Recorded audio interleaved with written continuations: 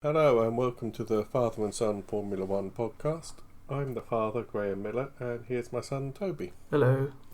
And we're discussing the ever glamorous, but recently very controversial Monaco Grand Prix. Mm-hmm. Have we got the official title of it, or is it just the Monaco? No, it's the Formula One Tag Heuer Grand Prix de Monaco. I can kind of get with that. Yeah, it's very Monaco just to have one very high-end watch sponsor and nothing else. Yeah. Just, we're very rich. We don't need to clog it up with, Del Made in Italy or... Yeah. And also, it's a very Monaco brand. It's not like Qatar Airways or something. No. They're Swiss. Swiss, very expensive watches. I think they might do the official timings as well for F1 now. Oh, it used to be Rolex, didn't it? I think it recently switched to Tag Heuer. Oh, Yeah. Anyway. If you go on the website, even where it says what time the race is on, it has a little logo next to it. Yeah. Anyway, you're right. I know that when Lewis signed with Ferrari, he got given a watch that had like exposed mechanism and carbon fibre and titanium, Mm-hmm. and it was like I think it was worth more than most cars. Probably. I mean, most watches are worth more than the cars we drive. Yeah. I'm just looking. There's 100 pieces worldwide, 52,000. Yeah. But I'm sure he got given one that was like hundreds of thousands or something. It was. Probably. Anyway, the race. 375k. Yeah, was he given that for joining Ferrari? Yes. I mean, that's a job, isn't it? I think so. It's the Scum, so it's a bit of an annoying website to read. Yeah. RM74-02 automatic winding tourbillon. Yeah. 375k, which is, you would struggle to find a car worth more than that nowadays. To be honest, in the right part of the country, you could buy a house. Oh yeah. I mean, if you were to go into Wales, you could easily get probably quite a nice house for nearly 400k. Oh yeah, or a watch. Yeah, but a watch that you just give to someone as well. Although then again, it is Hamilton. Yeah, I saw a headline about Norris where it was something like, "Oh, I struggled to be happy in my own skin." Says 25-year-old racing in Formula One and being paid £15 million a year. Yeah, but it is also just how it is, isn't it? Yeah. Because There's a lot of pressure. Thing is, he's a 25-year-old millionaire driving in Formula One. But I think even he must know now that he'll never be the best there ever was. No. Because when Hamilton was his age, he was already basically a champion. Yeah, but I mean, the thing is, he's that weird kind of place where he's nearly champion material. Well, I think he is. It's just he has to have the right year. But then I kind of think that that's true of basically all drivers. I mean, it's kind of like, it's like in all sports, isn't it? If there wasn't a Schumacher era or a Hamilton era or a Verstappen era, yeah, he's probably good enough to be a world champion. But it's like in tennis where you had those three tennis players who just Federer, Djokovic and Nadal. Yeah. Yeah. Or even, I mean, imagine being a cyclist now and looking at the entry sheet to any race and seeing either Pogacar or Vingegaard. You'd just be like, oh, well, I'll go home then. Except you don't, do you? It's always like... Yeah. I mean, Norris has always been much more open about, his feelings and mental health and stuff. Yeah. It's what makes McLaren so great, because, Norris is heart on the sleeve. If I've got a problem, I'll talk about it. That's my way of dealing with it. Yeah. And I've seen, a compilation of the same expression on Piastri's face, and it's like, Piastri after winning a race. Piastri after crashing out on that one. Piastri after scoring pole. It's like Piastri after his wedding day. Yeah. And getting the world championship or breaking both his legs, and it's just the same kind of meh. Yeah. Oh, it was a really big insight into Max Verstappen's thought process. Yeah. They had, I don't know if you've seen this, they had the premiere of the F1 film. Oh yeah, I did see this. I think I forgot to mention it last time, but it was quite funny. Well, no, the premiere was held in Monaco, so... Yeah. I thought it was... I think it was between the two races. Yeah. 18 of the drivers showed up. Yes. Stroll and Max didn't. Yeah. They were all told to wear team kit, which is a bit kind of Yeah. I think the two Ferrari guys were like, well, especially Lewis was like, sod that, I'll just... Lewis definitely didn't. I don't think Alonso did either, which again is like the two oldest and most venerated drivers are saying, yeah, I can do what I want. Yeah. And Leclerc. Yep. And Max actually live streamed, Twitch streamed one of his sim races during the premiere. Yeah. And he actually did an interview and he said, to be honest, it's not what I'm interested in. He said, when the film was being made, we had discussions, obviously Lewis Hamilton's like promoting it. Producing it, actually, I think he is. And he said, I'm just not interested in being on film.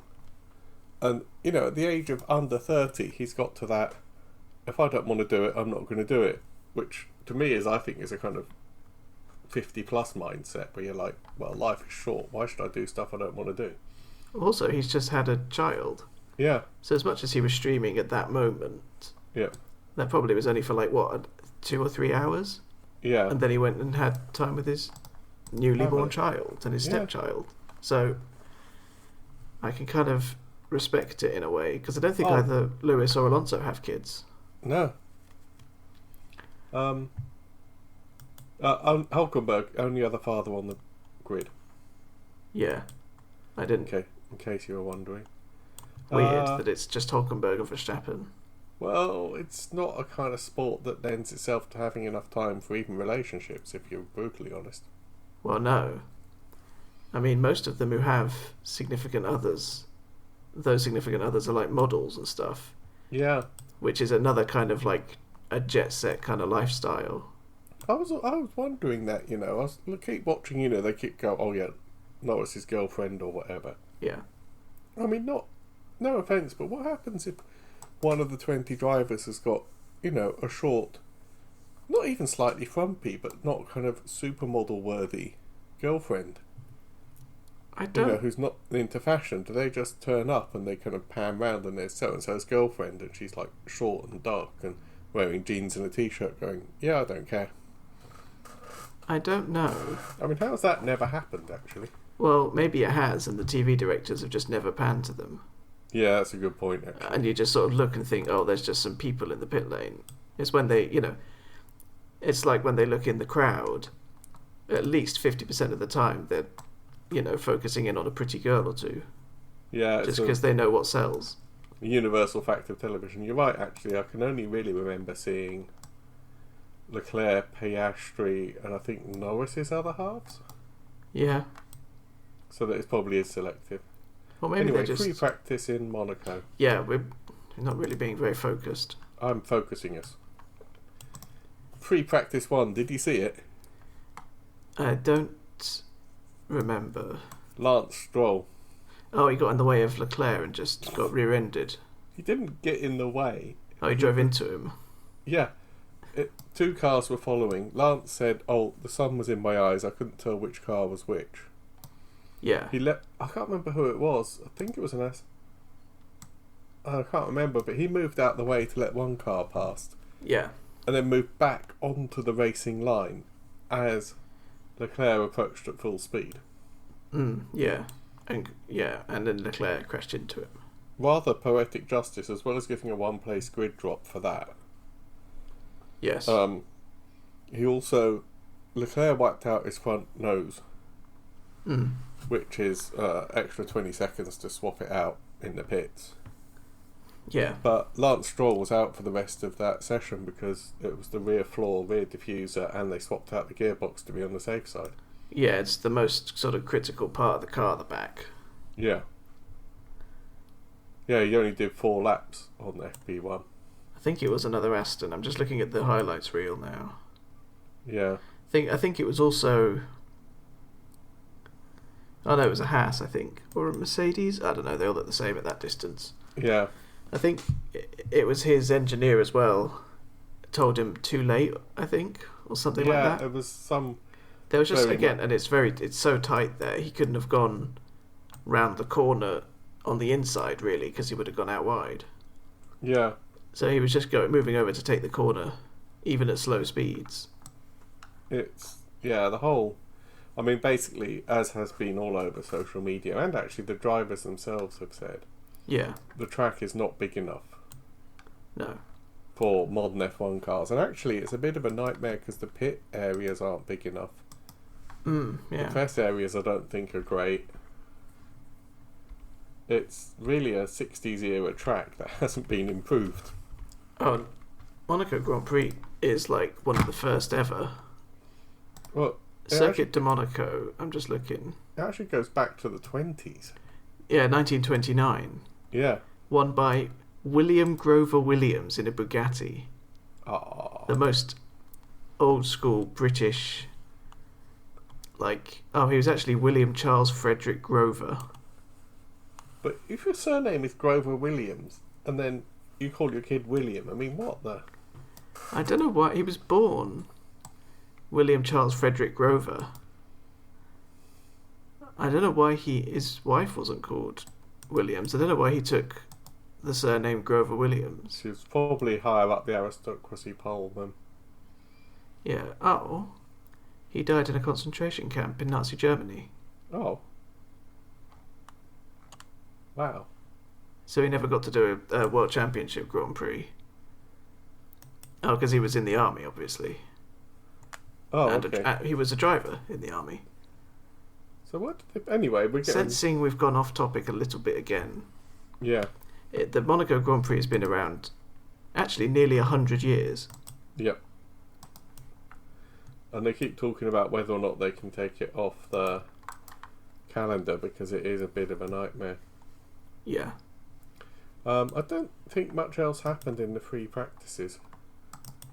Hamilton crashed at the end of FP3, didn't he?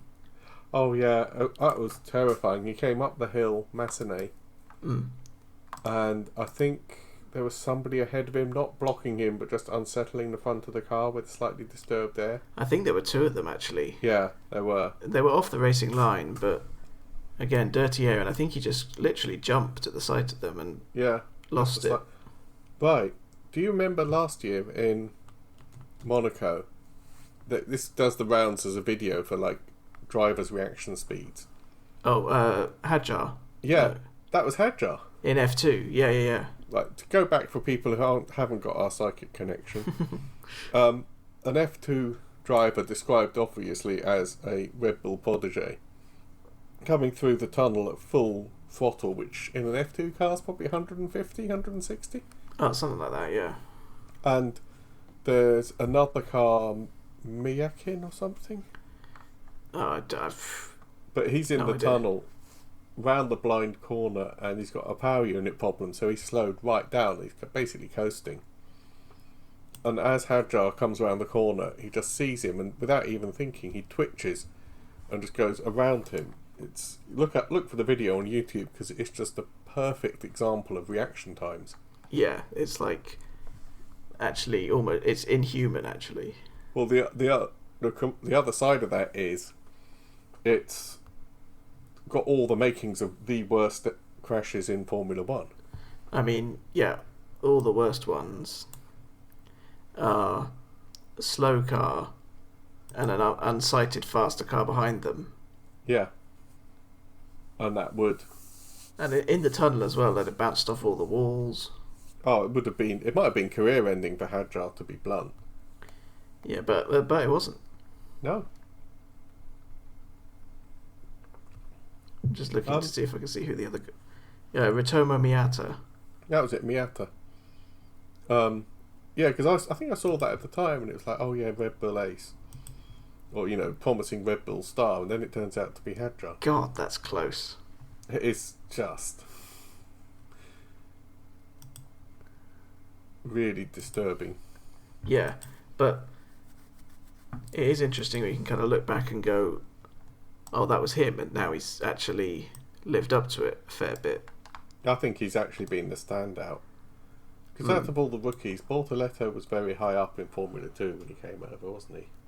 Yeah, I think he won, but then he missed a year. Yeah. A bit like old Piastri. Yep. But he's been shuffled into, literally the worst team on the grid. Colapinto obviously shone in the Williams last year. Behrman did all right in the Ferrari. Antonelli has been massively hyped. Yeah, and also nobody's talking about, unfortunately, for the opposite reasons. Also dubious whether he's a rookie, to be honest. But yeah. But Hadjar, he's kind of the least talked about, actually. But he's actually been consistently one of the best. Right, get your calculator up, because I found the stat. Yeah. Somebody, because everybody's like, oh yeah, Hamilton is washed up and everything, and he's not competing as well. Mm. And I have checked these numbers. I think, roughly speaking, if you look at all the points Ferrari have got, Hamilton has added about 45% of them. Oh. And Leclerc obviously has done 55%. So Ferrari's on 142.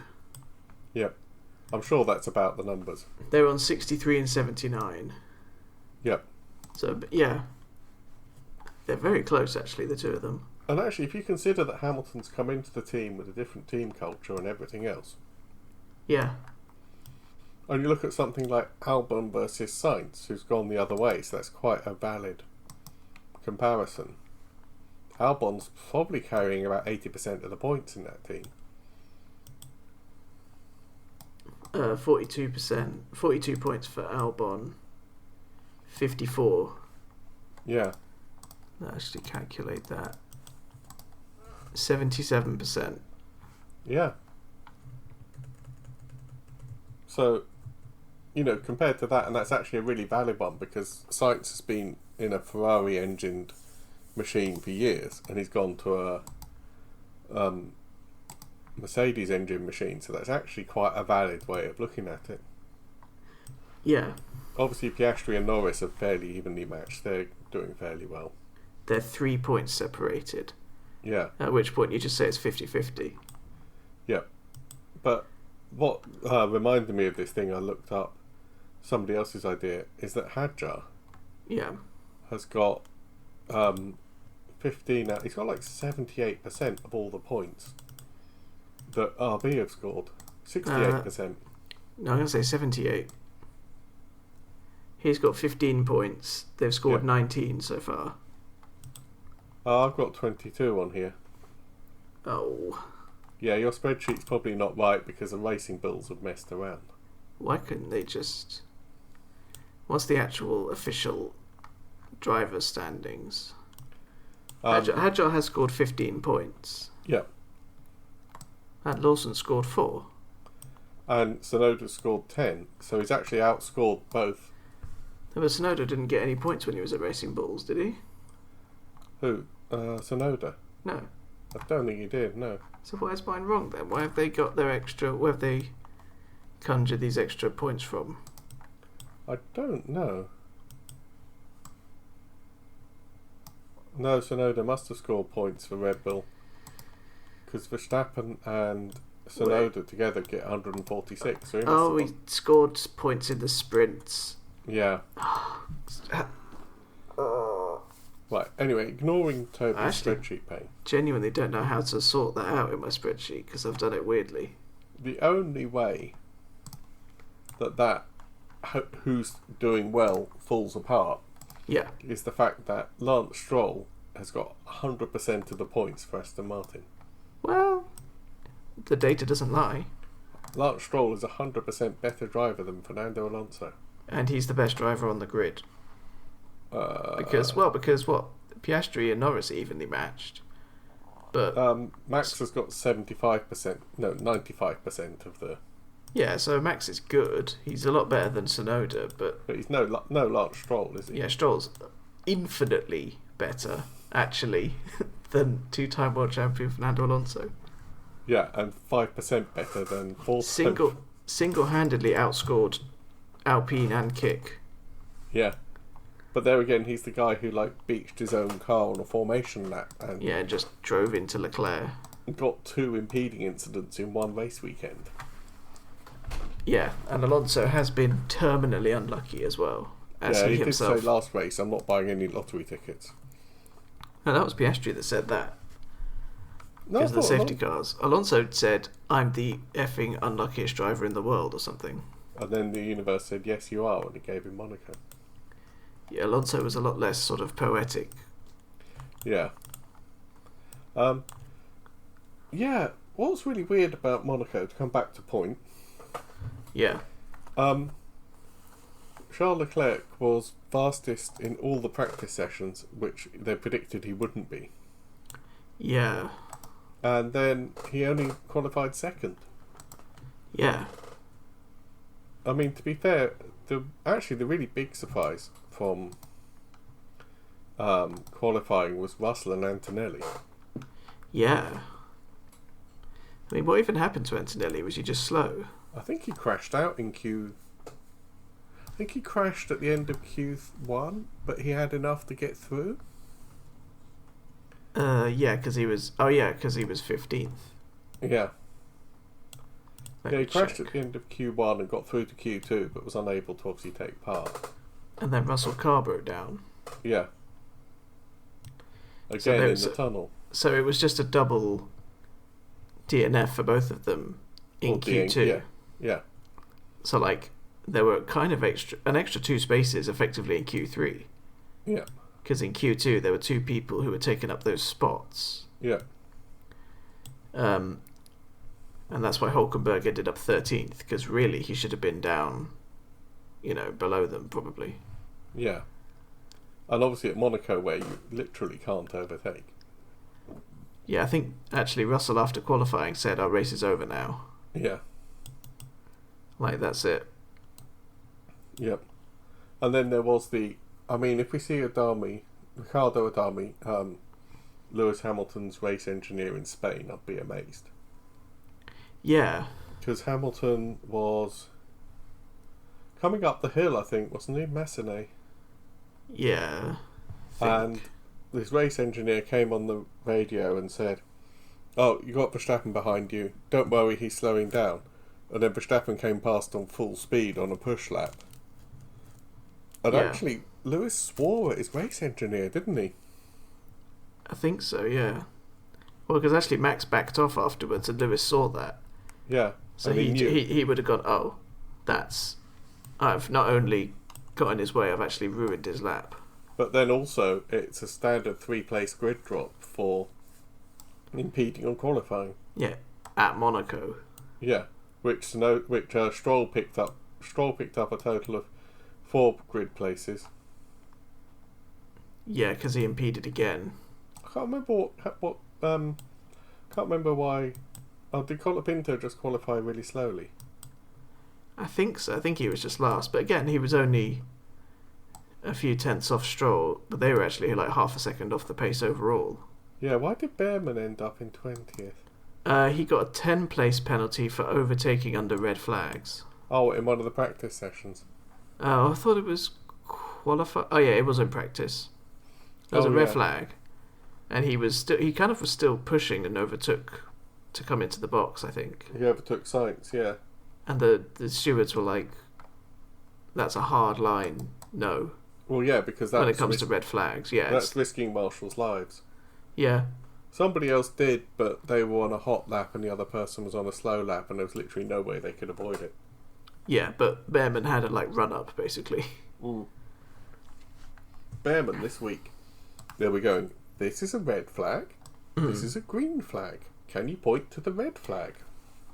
Is green-red colour blindness a thing? It is actually. I wonder if that's Behrman, because it's not the first red flag problem he's had, is it? He had one in Imola. I wonder if you are an F1 driver, or if you're a racing driver, is it like being a pilot? Is it just like, well, you can't, sorry? Yeah, because there's no patterns on them or anything, is there? I wonder if they might have like a little... You could have like a little letter or like a little word on your steering wheel that came up with like red or R and then G. Yeah, they'd have to do something like that, wouldn't they? Yeah, or like a little symbol, like a universal symbol, like the no through road thing, Oh, the no stop entry. sign. Yeah, or like stop signs, or like a tick Well, or something. the fact that stop signs are the only ones that are octagonal, so even if they're covered in snow or something, you can still see what they are. Yeah, and the same as give way signs. I think are the only upside down triangles. Uh, Because no. regular triangles are warnings, Yeah, yeah, and stop signs are inverted triangles. Giveaways, rather. yeah.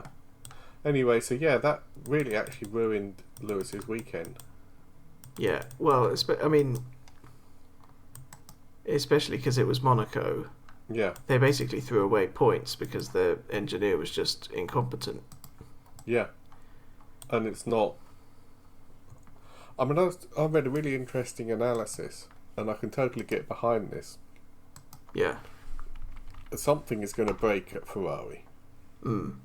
Because Lewis has come into that with I'm going to win. Yeah. And he has that, I don't care what it takes, I don't care what I sacrifice, I am here to win races and championships. Yeah. And I think he's come up against the kind of, well, we know they're a very old, very heritage team who have their ways of doing things, and somewhere they've always got half an eye on the Italian press and how they're seen and how to be stylish. Yeah. And I think that was actually part of that kind of, all throughout the race as well, there was even more tension than we've seen before. Yeah. Did you see that bit towards the end of the race where Hamilton was saying, or hear that bit where Hamilton was saying, what's my gap? Look, am I still a minute behind the car in front? Yeah, he said, am I still a minute behind? And he came on and said, like, Verstappen's doing a 1:15.6 and he's on the mediums. Yeah. And Lewis just said, you didn't answer my question. Yeah. Well, what's the gap? And he said, it's 40 seconds. Yeah. It's just really... And apparently at the end on the cool-down lap, Lewis was just like, are you mad with me? Yeah, he said, are you upset with me? And his engineer didn't even respond. No. Which is kind of like, as an engineer, surely you've got to understand that you're the expendable one in that situation. Yeah. Like, they're not going to go, okay, Hamilton, you're out, let's get Sainz back, because he could get along with the engineer. No, and the other thing is that I've heard it described before. It's almost like being in a marriage, a driver versus a driver with a racing engineer. Yeah.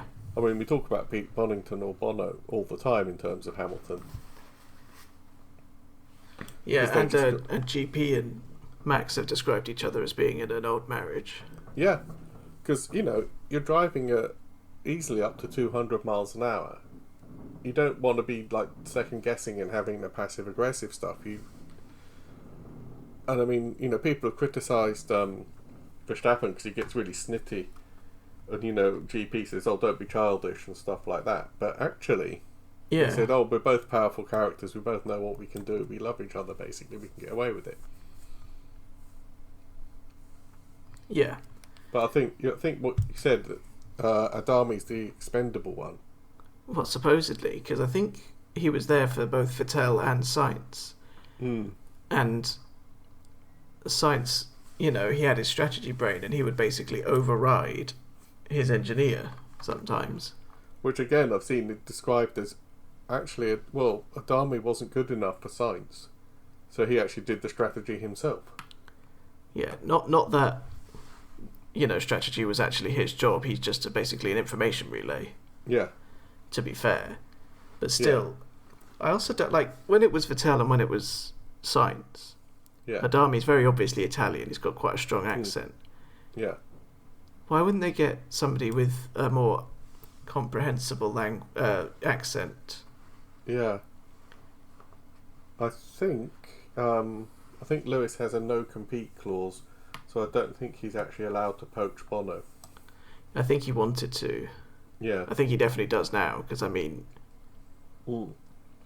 But I imagine Bono might be angling to go up the James Vowles route and get more senior, if possible. Yeah. But, I mean... It's a very kind of I imagine Adami's probably like one of the old boys. Yeah. And so they're not going to get rid of him because that's the culture of Ferrari, which is ultimately what's probably going to let them down in the long run. Well, this is what I said. This is where the tension and the clash comes. Hamilton is probably angling to try and get rid of him already.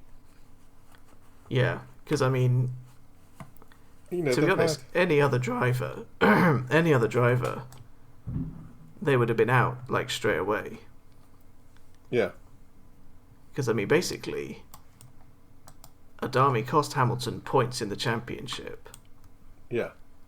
And then somehow was giving him the silent treatment afterwards because Hamilton got snitty with him when he wasn't doing his job properly. And they had that, was it Imola, where he said they wanted to swap them back? And he said, oh yeah, just go off and have a cup of tea. Yeah. I think that was a kind of almost deeper communication issues because that was also Leclerc's engineer wasn't telling him. Yeah. Again, I think if Hamilton is serious, he's got to do what Schumacher did and actually rip Ferrari apart and rebuild them better. Well, that's what I said. Either that's going to happen or he's going to leave or... Well, I mean, Vettel left. Yeah.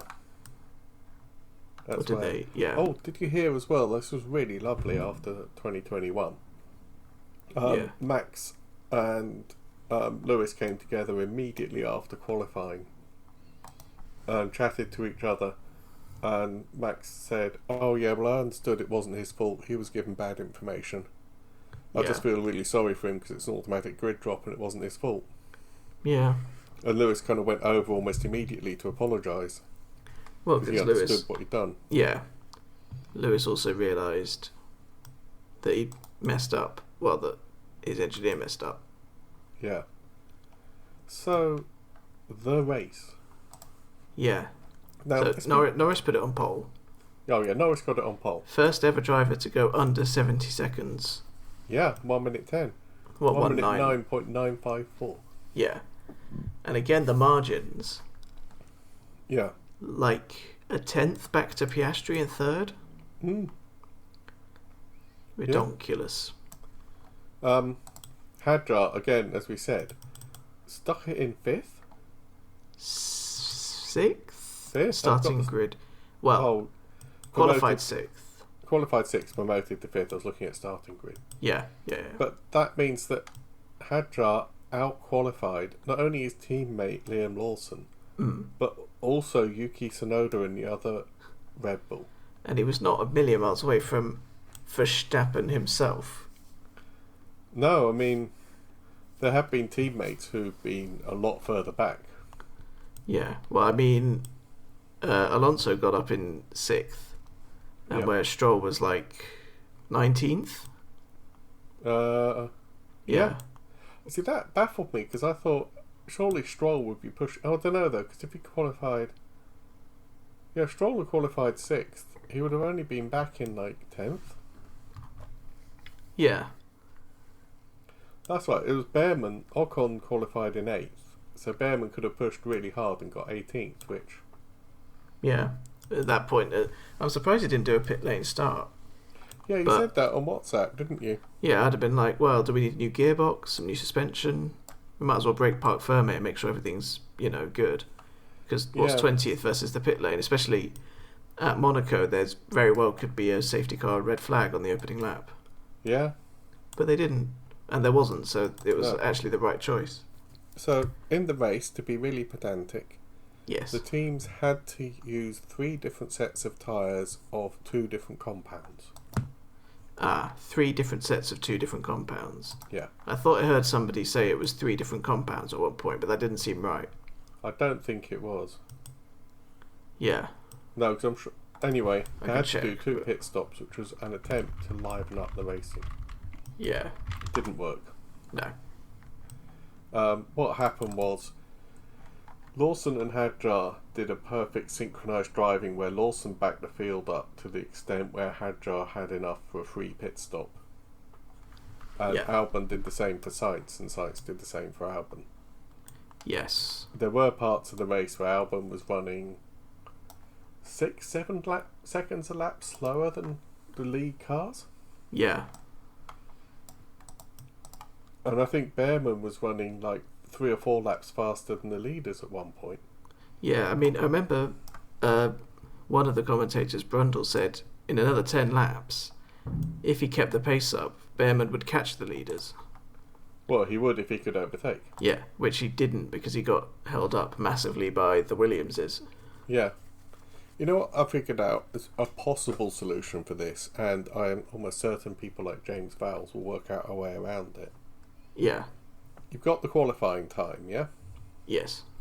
Sit down with a calculator, because I don't know exactly what the difference is between a fully loaded car and a qualifying car. Yeah. And come up with a number, like say 104%, 103%. Yeah. And that is the fastest lap, the slowest lap time they're allowed to do. Yeah, I think I've seen that as a suggestion. Yeah. And you could do it like track limits, you know, keep a track, because the cars are measured like in every possible way. Yeah. So like the stewards will just go, what's Albon? Car 23, that's one warning for driving too slowly. Yeah. Unless they made a mistake or something. Yeah. And they go, Albon, you're on your third warning. It's, what's the flag for unsportsmanlike? Black and white? Yeah, black and white. Oh, it's a black and white flag next time, then you'll get a drive-through to release the cars behind you. Yeah. I mean... That is one solution, but it doesn't fix the overtaking problem. No, and I'm almost certain they'll find another way to kind of game the system. And ultimately, it's fixing a problem that's only arisen because of another problem. It's like kind of chasing the symptoms and not actually looking at the root cause, which is ultimately unfixable, I think. Well, you say that. I have seen a suggestion for changing the track. Yes. Now, there's a lot of these out there, and they're all just like armchair experts, like us, to be fair. Yeah. This is by somebody called Alex Verts. GPDA chairman. And also an racing driver, I think. Yeah. Yes. Now, he says, coming out of the tunnel, get rid of the Nouvelle chicane. Yes. Which is normally a problem because then you've got that line of trees and you're kind of going round onto the harbour and you'd be going along the harbour front at 200 miles an hour. Yeah. Down into, I think, is it Vasquez? Oh, God, I don't know all the names. Yeah, I thought Rascasse was at the end. Anyway. I've got a circuit map. He says move the chicane 80 metres further on. Yeah. And then have the chicane going out into reclaimed land over the harbour. Just build it out over the harbour. Yeah, I've got the pictures that I found the article. And then reprofile Vasquez, which if you look you can see bits of the harbour there, so it's quite close to it. Yeah. So that it's wider, so you've got another overtaking chance, and widen out the hairpin. There is space to widen Rascasse. I mean, it's just a car park or something. Yeah. That's just where the barriers. That's the only thing affecting it. The really entertaining part of the race was when, I mean, bizarrely, the Mercedes just refused to do a pit stop because they were waiting for a red flag or a safety car to get them a free pit stop to get them up into the points. Yeah, I mean, all the way until the very, dying stages of the race. Russell stopped on 62 and 68, and Tonelli stopped on 69 and 71. Was that a stop for Russell, or was that his drive-through? Yeah, because what Russell did he end up doing 3? Yeah. So the first one for Russell was 62. This says number 2. Oh yeah. Unless it was his second one, but it didn't register because he didn't come into the box. Unless he stopped really early on. No, it definitely said still to stop. Yeah. But what Russell did was he straight lined the chicane because he got so bored of sitting behind Albon. Yeah. Now I actually think Russell was I think he could have been cleverer about that. Yeah, definitely. Because I think if he was that fed up, he should have maybe faked a little lock-up coming into the chicane. Yeah. Maybe got a bit closer to Albon and kind of maybe jinked a bit and gone, oh no, I can't make it, and bailed out to the chicane. Yeah. And then when they came on the radio and said, "Oh, you have to give the place back," he was just really nonchalant and said, "Oh, I'll take the penalty." Yeah. And again, he could have said something like, "Oh, I'll try and give the place back, but he's a long way behind me." Yeah, and slowing down, I might get passed by other people. Yeah. I think he did try it a little bit, because he said he's driving erratically. Yeah. And then he came on the radio and said I had to avoid the crash. But then when they said give the place back, then he was like, "Oh, I'm just taking the penalty, I don't care." Yeah. And that's actually, they cited that in the steward's document when they said this is a very harsh penalty, but the words were like something like the competitor understood that what he did was wrong and didn't care, basically. Yeah. And that's why he got a effectively 20-second penalty. Which also you have to take within 3 laps. So Yeah. I think very justifiably Russell's point was, if Norris is lapping 6 or 7 seconds a lap slower, Yeah. then he can just overtake him. Even if he took a 10-second penalty, he could do that in 2-3 laps. Yeah, easily. Yeah. So, but also the other problem is that Antonelli genuinely straight line the chicane to avoid an accident, but then gave the place back. Yeah. Which actually kind of weakened Russell's position a bit, ironically. Because then it was like, well, he did it, why couldn't you? Yeah. I mean, very little happened. Bortoletto on the first lap got shoved into the barriers, didn't he? Yeah, and actually I've seen a statement by him now. Yeah. Not a statement necessarily, but I think during the race they said he's not getting a penalty. And so Bortoletto basically said, okay, next time I'm going to drive into him then. Because Antonelli completely did force him off, and there was nowhere for him to go. But because he was like ahead at the apex, it doesn't matter. Yeah, and also it was the first lap, I think. Yeah. But still, it was a bit... They didn't even really investigate it, I don't think. No. And there was the Gasly. I mean, is Gasly getting a penalty for this? Gasly... he claimed that Tsunoda went to a different braking point than he did before, again, coming into the chicane out of the tunnel. Yeah. Gasly went into the back of Tsunoda and basically nearly ripped his whole wheel off. Yeah, his wheel was like flopping about. And he drove back to the pits. Yeah. Having admitted that he had no brakes. Yeah. So a disintegrating brakeless car, Gasly thought that he'd take it to a place where there were loads of people standing around. And he actually overshot his pit box as well.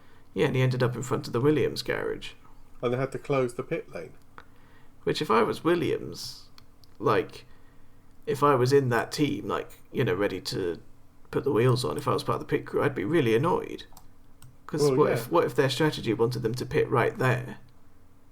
Well, also people were gearing up for a pit stop anyway because they saw the Gasly accident and were like, oh, at least a virtual safety car. Yeah. And, yeah, it was his front left. And I can't believe there's no kind of comeback for that at all. He's been reprimanded. Yeah. For the incident with Tsunoda. But you normally get something for like driving a car in an unsafe condition.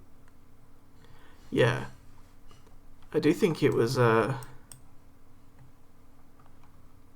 bit weird. I mean, if somebody had been hit by like a flying off wheel, then it would have been much worse. Well, yeah, and also the front wing just skittered across the track and ended up right by the barrier, so I'm guessing the marshals just leant over and grabbed it. But also, later on in the race, Alonso broke down. Yeah. And he literally just drove through an orange marshal post spot straight off the track. There wasn't even a yellow flag. Yeah. It was just, he basically just took himself straight out so efficiently and quickly. But obviously it's you know, terribly unlucky because he was running in like 5th or something. Yeah. And that would have been really a massive points haul for the first time. And he might be the only driver to have 3 DNFs this season so far, actually. Yeah, but there again, it's not like Gasly's one of the rookies. He knows what he's doing. Yeah. He's got years and years in the sport. And where he was at the chicane, he could easily, as soon as the accident happened, he could have just gone straight ahead. There's an escape mode down there. Yeah, but again, it's kind of those split-second decisions. Well, that's why they're racing drivers. Yeah. Yeah, I don't entirely know what he was doing, but it was a really bizarre, and I'm really surprised. I'm really surprised that he hasn't had a penalty, or the team hasn't been fined for it or anything like that. It just seems so dangerous. Yeah. I can't see that there's been anything specific. I think crashing in, he got a reprimand for crashing into Tsunoda. Yeah. It is kind of... Yeah, I'm not sure.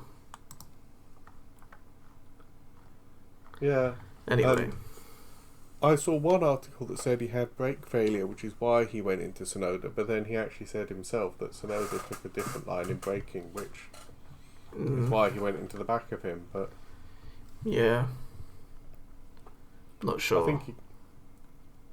I think he got... Yeah, I think he got reprimanded for causing a collision. Yeah, but not for driving into the pit lane. No. Yeah, it is rather odd. Yeah, and apart from that, the race was pretty much... Alonso dropped out. Hamilton leapfrogged Hadjar on pit stops. Yeah. Russell straight lined the chicane. Bortoletto went straight into the wall, but carried on. And that's pretty much it, really. But you'll never guess what happened on the last lap of the race. Oh, Verstappen pitted from the lead and dropped back to fourth. Yeah, well, Nico Hülkenberg overtook Lance Stroll. But here's the thing, he actually, on the track, drove past him. Yeah. On the track, not in the pit stops. So how's he showing behind Stroll? Did he not? Or maybe it was the other way around. What, two people overtook on track? Well, one, I think.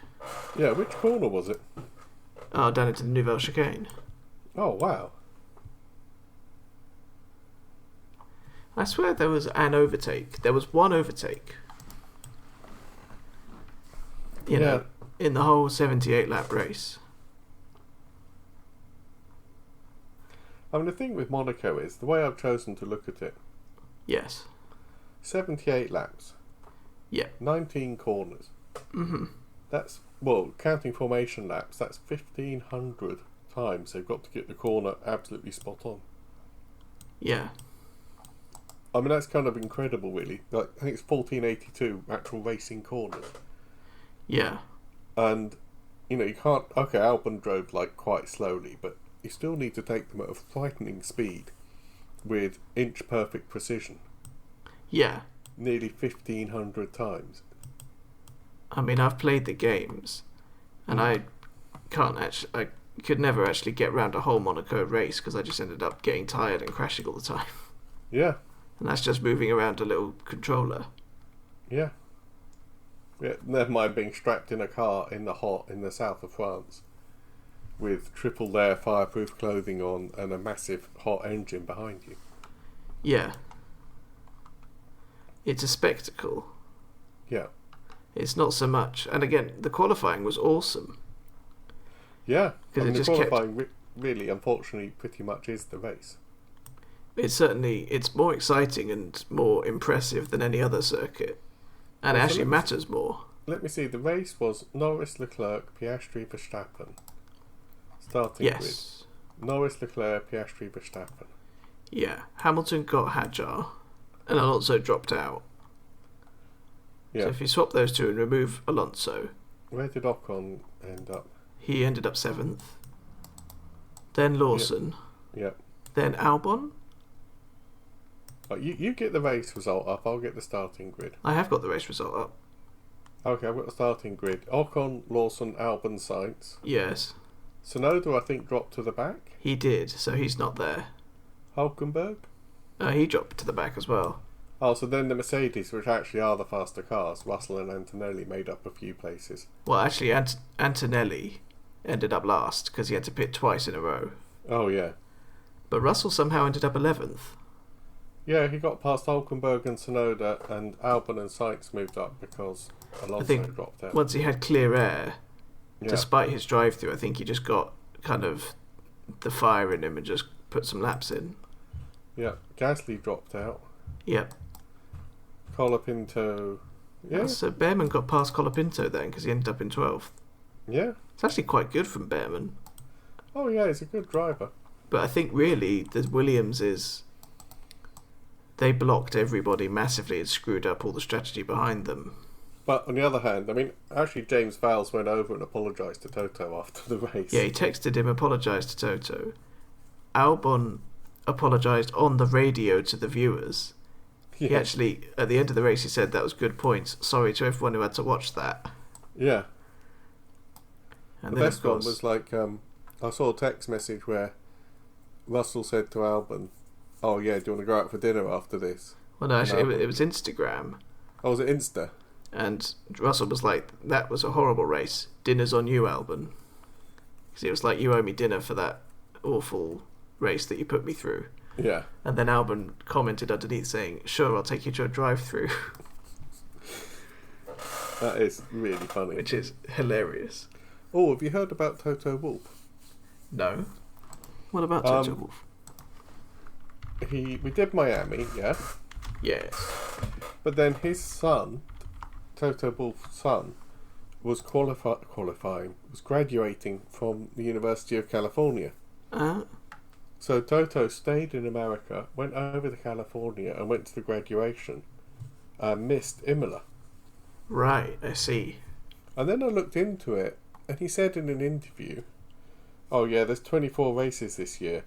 I'm kind of expecting to see maybe 15 of them in person." Hmm. And they actually think, and I think this is really interesting because he's like the master tactician. Yeah. He's built... Okay, they've struggled in Monaco, but he's built a really effective team.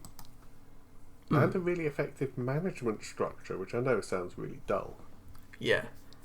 He can probably, for the race, he can log on probably with a laptop and a high quality internet connection and see what's going on and maybe make some top level decisions. Yeah. But he's actually negotiating himself to a position where he's not essential for the team to function. His presence isn't, no. Yeah. And he's not kind of scared of that. I mean, I can't imagine a race for Red Bull without Christian Horner on the pit wall jiggling his knee up and down. No. But it does seem to me that, and I read an article about this, Toto is kind of ready to, not exactly retire, but he's like 24 races, flying all over the world, being there from Thursday to Monday morning. Yeah, he doesn't want to do all that. Yeah, he's kind of like... Well, really, also it's the fact that the seasons are much longer. Yeah. Because if you actually go back through the history books, as I do quite often, in the mid-70s, they got to about 15 races a year. Yeah. And then they stayed there for basically the next 25 years.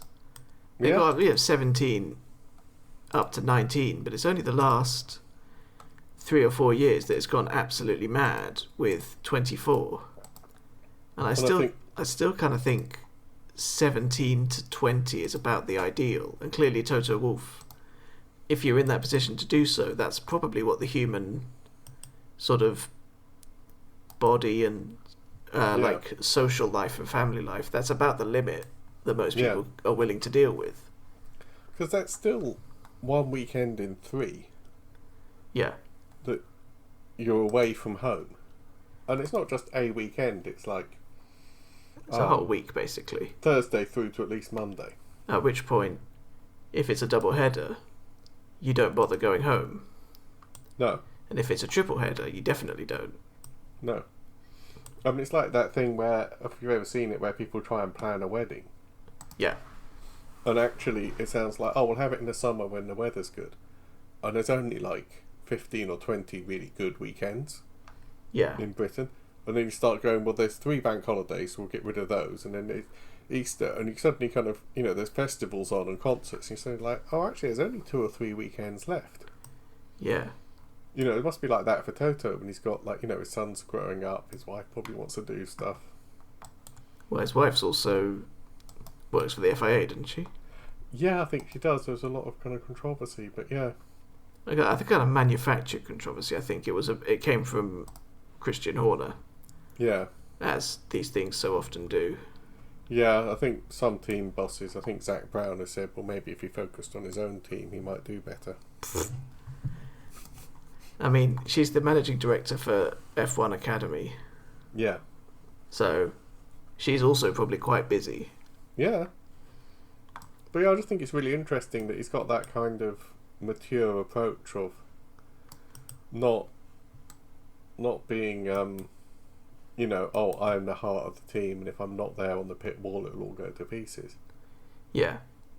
But actually just, saying, well, I can build the team without me, almost. Yeah. I mean, I've no doubt he's going to do the, strategic stuff and the high level stuff and things like that. But well, yeah, he's a manager. Yeah, it's like the difference between being a chef in a restaurant and designing the menu and actually being there every night with the hot pan in your hand, isn't it? Yeah, being like a line cook. Yeah. Yeah, it's a sort of big part of like lots of jobs and stuff is the difference between being able to do it and being able to manage people doing it, and being able to do it so that they can do it while you're not there. Yeah. Yeah, I do wonder if Max Verstappen is looking over at Toto and going, Yeah. missing a couple race weekends, you say? Sounds Yeah. nice. Also, I mean, the other thing that Toto's done is I think he owns, is it a third of the shares in Mercedes? Yeah, I think so. And I think we said at the time, this is possibly one of the drivers of the animosity between some of the owners of Red Bull and Christian Horner. So I think Christian Horner tried to organise some sort of takeover after Dieter died. Yeah. And I think, again, Christian was looking across the pit wall at Toto and going, the guy's a billionaire already. Yeah. Because he owns shares and he owns a part of the team. He's not just a salaried employee, which I think Christian is. Yeah. I mean, almost certainly a salary that would make your eyes water, but... I mean, Toto Wolff owns a third of the Mercedes F1 team. Yeah. I don't know how much they're worth, but that's a lot. Yeah. Yeah, billionaire investor is what its first line on Wikipedia. Yeah. So, yeah, I just thought it was really interesting about the kind of mentality behind it and everything. Yeah. Also, maybe he might be trying to look for some replacements, maybe. What, for himself? Yeah, maybe, because he might want eventually to retire. So maybe he's seeing who can actually handle being out there on their own. Well, that's the other thing. Nobody should be irreplaceable, and yeah, he's probably kind of looking at all the people underneath him and seeing how they handle it. I mean, James Vowles has gone off to Williams because he, if the timings had been different, it probably would have been him. Yeah, because he's proved really done mad wonders at. Yeah, I mean, he's brought them up massively. Yeah. Yep. Oh, he also, James Vowles worked for Ross Brawn as well. So he does know what he's doing. Well, he's been mentored by the best, basically. Yeah. He actually worked for Brawn GP. Oh, wow. Oh, of course he did, because then he ended up at Mercedes. Yeah. I always forget that Brawn turned into Mercedes. It's such a weird little detail. Because obviously everybody knows they were only there for 1 year. And actually what Ross Brawn did was he allowed Mercedes to buy the team without a load of people losing their jobs. Yeah. Because he acted as the buyer. He bought it for $1 and ran it himself. Yeah. Until Mercedes could take over properly. But it's just that lineage seems is a weird one. Well, it's like the fact that Red Bull was originally Jaguar. Yeah. And Well, just, even the fact that Aston Martin used to be Force India, yeah, that's a bit of a weird one, because the rebrand was so deep. Racing Point. Yeah, they were Racing Point for like a season or two. Yeah, it's kind of. I mean, it kind of makes sense that you want, you know, you want an established team. You don't want to go from completely zero. I think Haas did, Yeah, and I think they're the last ones to do it. Until actually Andretti are going to do it, aren't they? yeah, yeah. Okay, right. I've got the spreadsheet up. Mercedes actually had the DNA of Tyrrell. Oh, they did the six-wheeler. Yeah, and then they became BAR to get around the tobacco advertising, and then Honda, and then bought. British American Racing. Yep. Red Bull Racing, RBR. They were Jaguar. Who was Jaguar before? I wonder if I can... Stewart GP. Oh man, I would not have got that. Which is obviously Jackie Stewart founding of the team. Oh yeah, of course. Aston Martin go all the way back to Jordan. Oh yeah, because they were... Did they go through a load of weird ones in the middle, like Spiker and stuff? Yeah. Yeah, I thought so. Midland, Spiker, and then they became Force India for a while. Yeah. Alpine were originally... They were Lotus at one point. Oh yeah, they started as Tolman, then Benetton, then Lotus. Oh god, yeah, of course. Team Enstone is what they're referred to.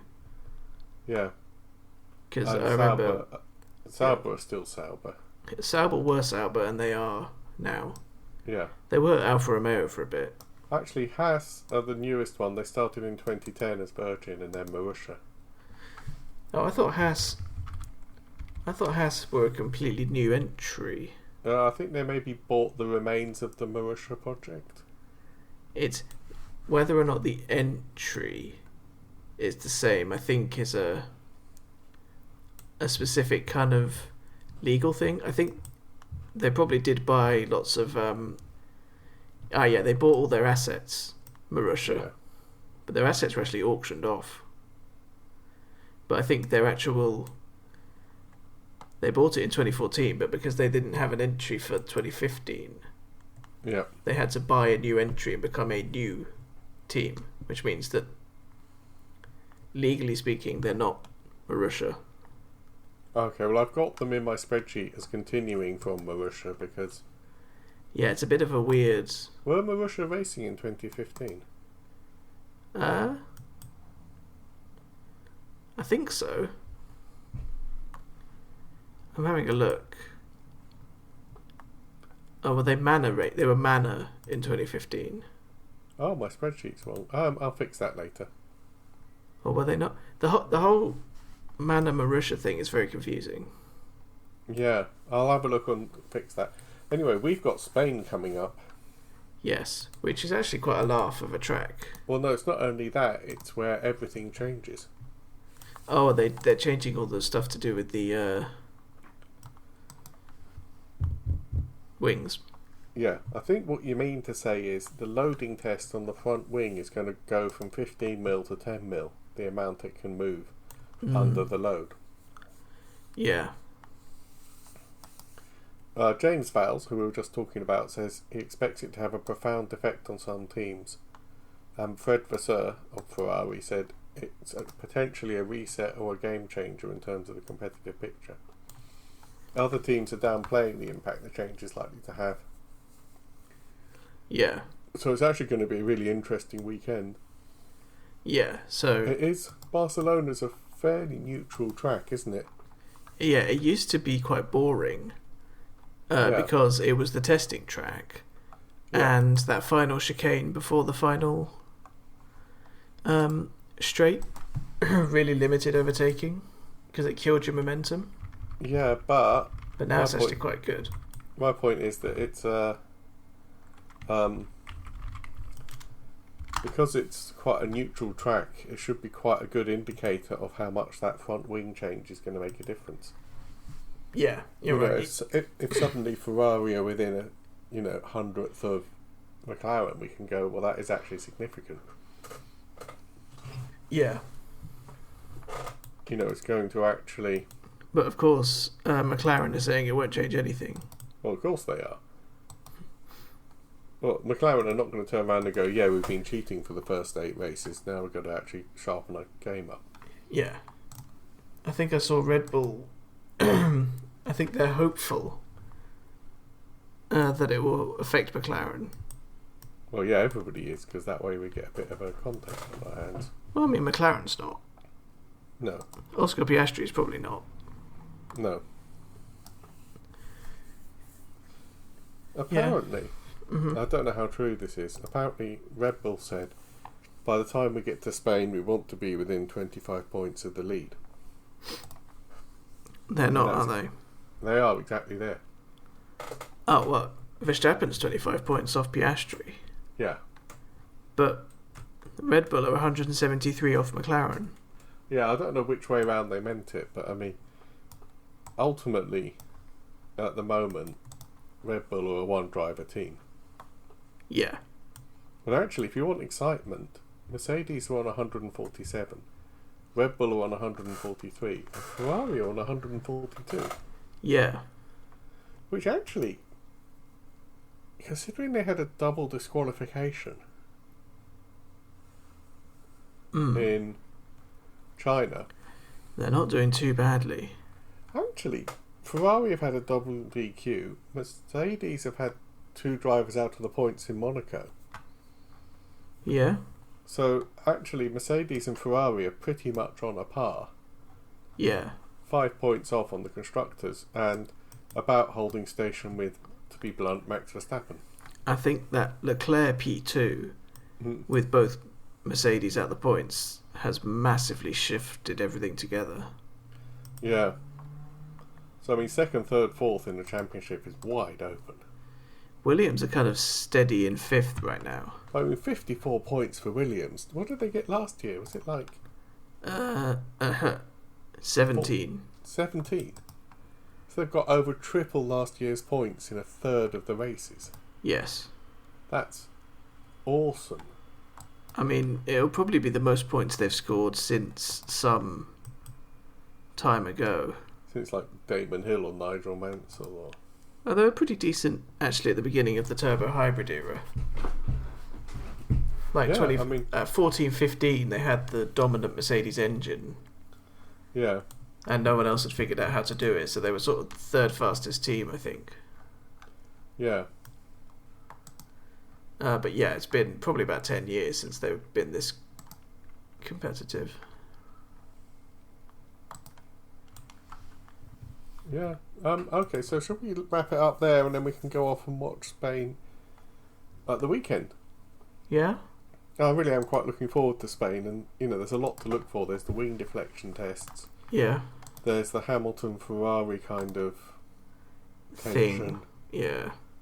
There's always going to be like Max and Piastri and Norris all within spitting distance of the world title. Yeah, I mean it could. I mean,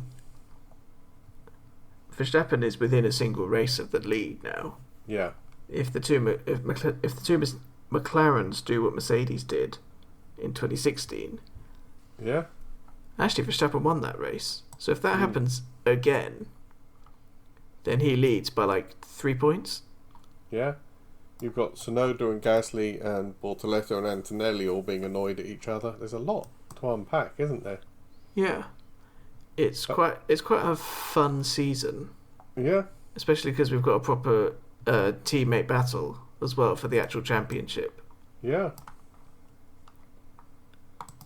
Yeah, definitely. Much better than like 23 or 24 where we kind of knew pretty much. It was quite kind of a little bit depressing 2023. Yeah. Especially by like Verstappen's like 8th or 9th win in a row. You're just a bit like bored. Well, quite. Yeah, so there's a lot going on. Yeah, we're coming up to the 3rd one of a triple header, so we'll be back to you again in another week. Yeah, and then what's after Spain? Still in Europe. I have the calendar at the bottom. I think we go over to Canada, don't we? Yes. And then it's Austria, and then it's Great Britain. Yep. So there's a lot to look forward to. Okay then, so I've been Graham Miller. Mm-hmm. I write books as Graham H. Miller. I really should be writing actually now. Toby is official Tibby. Mm-hmm. Have a look for us on our social media, and we'll talk to you next time. Yeah, bye.